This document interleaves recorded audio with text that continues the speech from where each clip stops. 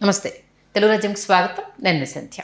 ప్రస్తుతం neat paper లీకేజ్కి సంబంధించి ఏ range ఉద్యమం ఉవ్వెత్తునెగిసింది, జెన్జీ జనరేషను ఎలా తమ శక్తిని చాటింది, కాక్రోచ్ జనతా పార్టీ ఏ రకంగా వార్తల్లో నిలుస్తుంది, బీజేపీ దాన్ని అణగదొక్కేందుకు ఎన్ని రకాల మార్గాలు వెతుకుతుంది, అంది వచ్చిన అవకాశాన్ని ప్రతిపక్ష కాంగ్రెస్ పార్టీ రాహుల్ గాంధీ ఏ విధంగా అందిపుచ్చుకొని ముందుకెళ్తున్నారు, ఇవన్నీ మనం చూస్తున్నాం. ఇప్పుడు కాక్రోచ్ జనతా పార్టీకి సంబంధించి రాజకీయ పార్టీలు గాలాలు వేసే ప్రయత్నాలు చేస్తున్నాయి. తమ వైపు లాగేసుకొని జెన్జీని మొత్తం తమ వైపు తిప్పుకునే ప్రయత్నం చేస్తున్నాయి అన్నది ఇన్సైడ్గా వినిపిస్తున్న టాక్.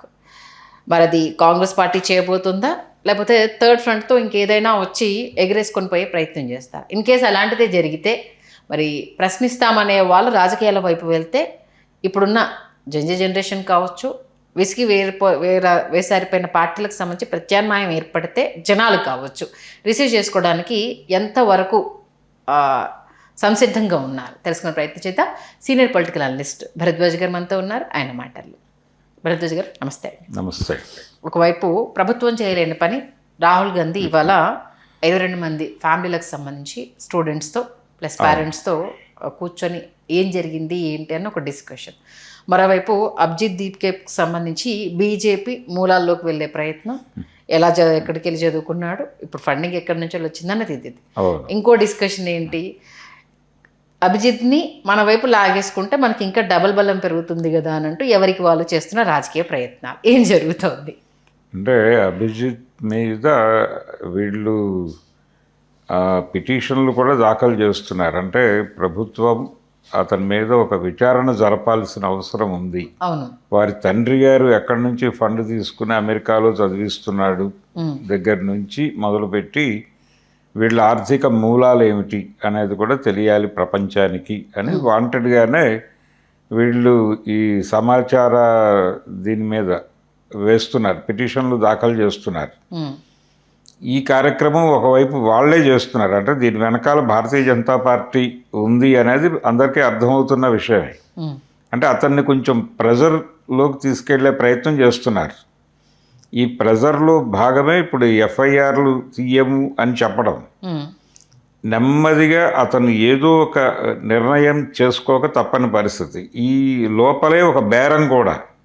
అంటే నువ్వు మా కాంపౌండ్లోకి వచ్చేస్తే నీకేం కావాలో చెప్పు, నీకిది మాకది అన్న పద్ధతిలో మనం ముందుకు వెళ్దాం అనే, అంటే మీకిది మాకది అనే పద్ధతిలో మీరు ఏదో ఒక బేరంతో రండి, ఒక ఆఫర్తో రండి, మనం మాట్లాడుకుందాం, ఎక్కడో చోట సెటిల్ చేసుకుందాం. అంటే అదేదో పవన్ కళ్యాణ్ డైలాగ్ ఉంటుంది.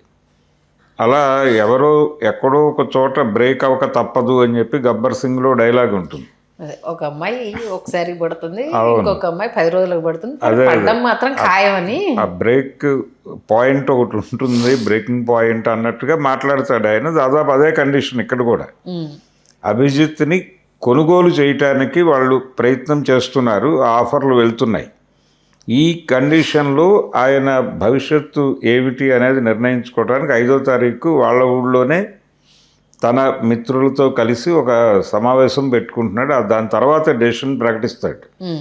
అంటే ప్రస్తుతానికైతే మేము ఎన్నికల వైపు చూడటం లేదు అనే మాట చెప్పాడు అతను. కానీ ఈ మాట 5వ తారీఖు చర్చల తర్వాత కూడా ఉంటుందా, లేదు 6వ తారీఖు ఇంకేదైనా ప్రకటన వస్తుందా అనేది ఒక క్యూరియాసిటీ ఉంది. ఓకే, ఒకవేళ అతను రాజకీయాల్లో యాక్టివ్గా ఉండాలి అని డెసిషన్ తీసేసుకుంటే, ఇప్పుడు ఇంత హోప్ ఇచ్చిన తర్వాత వెనక్కి వెళ్ళటం సబబు కాదు, ముందుకే వెళదాం అని అనుకుంటే ఎవరెవరు ఇబ్బంది పడతారు అనేది ఒకవైపు కాంగ్రెస్ పార్టీ హోప్ పెట్టుకుని ఉంది. అంటే ఈ ఆందోళన ద్వారా ఒక దేశంలో చాలా శక్తుల్లో ఒక ఆశ చిగురించింది. ప్రతి ఒక్కళ్ళు కదులుతున్నారు. లెఫ్ట్ పార్టీలు నెమ్మదిగా మీడియా ముందుకు వచ్చి మాట్లాడుతున్నాయి. మనం చేయవలసిన పని మనం చేయకపోవటం వల్లనే ఇలాంటివి జరుగుతున్నాయి అనేది కూడా వాళ్ళకి అర్థమైంది. కొంతమందికి ఒక మార్గం కనిపించింది. ఇదేదో ఉంది, మనం కొంచెం అంటే చట్టబద్ధ పరిమితుల్లో కూడా ప్రజల్ని కదిలించవచ్చు అనే అభిప్రాయం కూడా కలిగించింది. అంటే సాయుధ పోరాటమే ఏకైక కార్యక్రమం అనుకునే పార్టీలలో కూడా దీని మీద ఒక చర్చ జరుగుతోంది. కనుక ఇన్ని విధాలుగా జనాల్ని కదిలించాం మనం. సో దీన్నే ముందుకు తీసుకెళ్దామని అనుకుంటే రాహుల్ గాంధీ గారి పరిస్థితి ఏమిటి అనేది, ఇతను కనుక పొలిటికల్ ఏరియాలో నేను నిలబడతాను అంటే ఇతన్ని ఆల్టర్నేటివ్గా చూస్తారు జనాలు. నరేంద్ర మోడీకి ఆల్టర్నేటివ్ అభిజిత్ అనేటువంటిది జనంలోకి తీసుకెళ్ళటం అనేది పెద్ద కష్టతరమైన వ్యవహారం ఏమీ కాదు ఇప్పుడున్న సినారియోలో. రాహుల్ గాంధీ గారు మళ్ళీ ఇంకొకసారి ఆయన రన్నర్గా మారే అవకాశం ఉంది. విన్నర్ అవుతాను అని అనుకుంటున్నాడు ఆయన. రన్నర్ అవుతాడు ఈసారి. ఇప్పటి వరకు అది కూడా లేదు. ప్రతిసారి గెలుపో ఓటమో మధ్య ఉంది ఆయన జీవితం. అవును. ఇప్పుడు ఆయన విన్నరా రన్నరా అనే కండిషన్లోకి వచ్చాడు. అందుకని విన్నర్ కావటం కోసం ఆయన కసరత్తు ఆయన మొదలుపెట్టేశాడు. ఇది ఆయనకి ఆ రోజు చలో సంసద్ అనే కార్యక్రమానికి వచ్చిన స్పందన, ప్రభుత్వంలో ఏర్పడిన భయం, ఆ భయాన్ని వ్యక్తీకరిస్తూ వాళ్ళు బహిరంగంగా దాడులకు తెగబడటం, అక్కడికి రాహుల్ గాంధీ గారికి అర్థమైపోయింది, ఒక క్లారిటీ వచ్చేసింది, ఇది మనం అనుకున్నంత ఈజీగా లేదు వ్యవహారం. కాబట్టి మనం ఇప్పుడు గనక కాలు కదపకపోతే చరిత్ర మనని క్షమించదు అనుకుని కదిలి ఆయన ప్రధాని ఇంటి ముందు కూర్చున్నాడు. అక్కడి నుంచి నెమ్మదిగా ఆయన జనంతో ట్రావెల్ అవ్వాలి. ఈ జనంతో పర్టికులర్గా ఈ విద్యార్థి బృందాలతో మనం అసోసియేట్ కాకపోతే బాగోదు అని ఆయనకు అర్థమయ్యే ఈరోజు వాళ్ళతో, ఆ కుటుంబాలతో కూర్చుని ఆ డిమాండ్ని ముందుకు తీసుకెళ్ళాలి. ఇప్పుడు వాళ్ళు 3 డిమాండ్లకి మౌఖికంగా మాత్రమే ఓకే చెప్పాడు నడ్డా గారు. ఇన్ రిటర్న్ ఏ రకమైన అగ్రిమెంట్లు లేవు. అయితే దీనికి ఉనికి ఏమిటంటే ఆయన ధర్మేంద్ర ప్రధాన్ రాజీనామా, మేము రాజీనామా చేయించేశాం కదా, మిగిలిన 2 ఏముంది అని మాట్లాడుతున్నారు వాళ్ళు. నిజానికి ఈ 21 కోట్ల పంపిణీకి కూడా వాళ్ళు దానికి సంబంధించి కొంత ప్రిపేర్ అయ్యారు. వాళ్ళకి ఇబ్బంది కలిగిస్తున్న ఏకైక అంశం కేసులకు సంబంధించి మాత్రమే. ఎప్పుడైతే కేసులు అనే డిస్ప్యూట్లో వాళ్ళు ఒక చర్చలోకి వచ్చేసారో ప్రభుత్వం వైపు నుంచి, ఈ డిమాండ్ మాత్రం ఎందుకు పట్టించుకోవాలి అనే మూడ్లోకి వస్తున్నారు. ఇప్పుడు ధర్మేంద్ర ప్రధాన్ని రాజీనామా చేయించడమే తప్పైపోయిందేమో అనే అభిప్రాయం స్ప్రెడ్ చేస్తూ, ఇంకా వీళ్ళకి డబ్బులు ఇవ్వాల్సిన అవసరం ఏంటి ప్రభుత్వానికి, వాళ్ళు డబ్బులు ఖర్చు పెట్టుకుని, వాళ్ళు లీక్ అయిన పేపర్ కొనుక్కుని వాళ్ళు నష్టపోయి ఆ నష్టాన్ని మనం భర్తీ చేయటం ఏంటి, అందుకోసమే తల్లిదండ్రులు, సంస్కారము, పిల్లలు అని మాట్లాడిస్తున్నారు. ఇప్పుడు నిన్న పవన్ కళ్యాణ్ గారు అక్కడ కూడా అదే మాట్లాడాడు. భోగాపురం ఎయిర్పోర్ట్ ఇనాగ్రేషన్లో నరేంద్ర మోడీ గారిని తిడితే నాకు ఏడుపు ఆగలేదు అని చెబుతూ తల్లిదండ్రులు, పిల్లలు, బాధ్యత ఇవన్నీ మాట్లాడాడు. అవును. ఈ స్క్రిప్ట్ వచ్చింది ఆయనకు ఢిల్లీ నుంచి. ఓకే బాబు ఇది మాట్లాడాలి, ఇది మనం ఫోకస్ చేయదలుచుకున్నాం ప్రపంచం మీద అని. ఎందుకంటే ఇప్పుడు అది చెప్తే ఆయన ఫ్యాన్స్ దీన్ని స్ప్రెడ్ చేస్తారు కదా. అవును. అలాంటి కార్యక్రమం నెమ్మదిగా పిల్లలు, తల్లిదండ్రులు, పెంపకము, ఈ స్ట్రక్చర్లోకి మనం ఎంటర్ కావాలి అని చెప్పేసి అక్కడ ధర్మ ప్రచారము ఆ ఏరియాలోకి తీసుకెళ్ళి 21 కోట్లు పంపిణీ జరగకుండా చూద్దాం. అది పెద్ద కష్టమేమీ కాదు, కానీ ఎందుకు అనే ఆలోచనలోకి వెళ్ళారు వీళ్ళు. ఇప్పుడు ఆ ధర్మేంద్ర ప్రధాన్ రాజీనామా కూడా తప్పే అని మెజారిటీ జనాలతో అనిపించే ప్రయత్నం, వీళ్ళని టోటల్గా ఆ ఏరియా నుంచి వేకేట్ చేయించే ప్రోగ్రాం. ఓకే.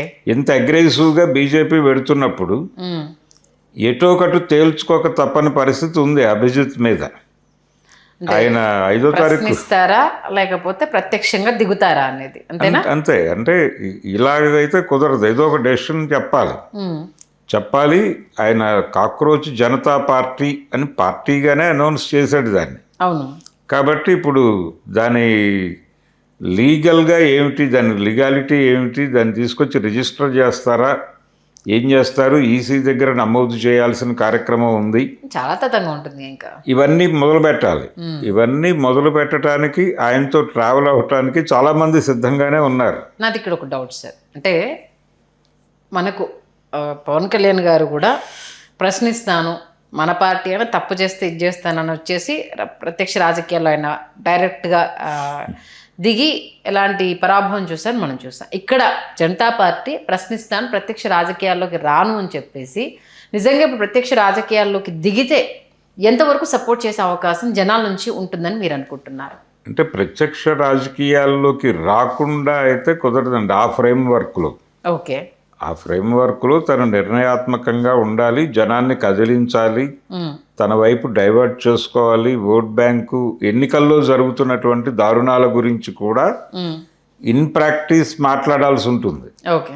ఇదిగో మాకు ఇంతమంది ఓట్లు వేసామని చెప్తున్నారు, వీళ్ళు ఇప్పుడు జరుగుతున్నటువంటి ఎన్నికల వ్యవస్థలో జరుగుతున్న అక్రమాల మీద కూడా ఉద్యమాన్ని కొనసాగించవచ్చు. మేము మాక్ పోల్ చేసాం, ఇన్ని ఓట్లు వచ్చినాయి, అక్కడికి వెళ్ళేసరికి ఈవీఎం దగ్గరికి వెళ్ళేసరికి ఇందులో 10% మాత్రమే నమోదయ్యాయి. ఏం జరుగుతోంది భారతదేశంలో, ప్రజాస్వామ్యం ఉందా అనే చర్చలోకి వెళ్ళొచ్చు.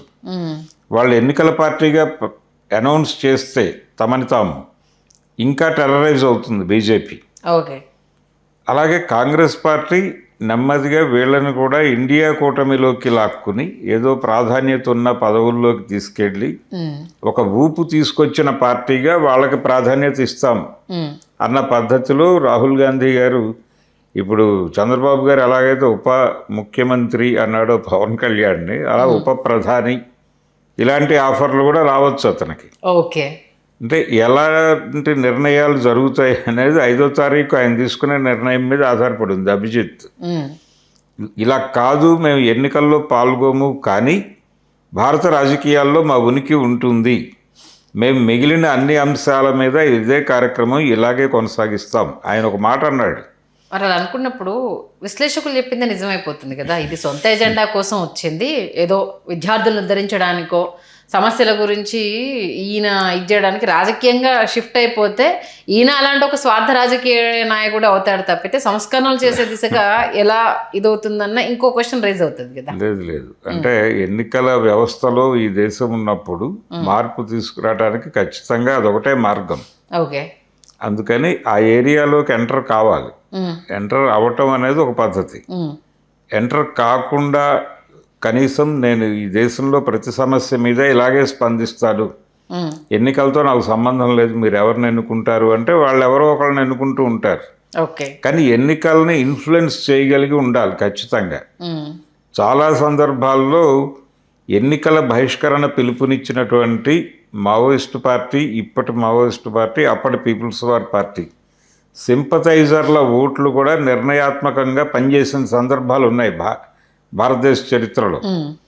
ఎన్టీ రామారావు గారు ఆయన 89లో ఓడిపోయినప్పుడు ఆయన అమలు చేసినటువంటి నిర్బంధం, అంటే రంగా యాజిటేషను, ఆ ప్రభావము, దాంతోపాటు ఆయన అమలు చేసిన నిర్బంధం, ఆట మాట పాట బంద్ అని ఎక్కడ పబ్లిక్ మీటింగ్ కానీ హాల్ మీటింగ్ కానీ జరగనివ్వకుండా ఆయన చేసిన పద్ధతి, దాని ప్రభావం కూడా పడింది.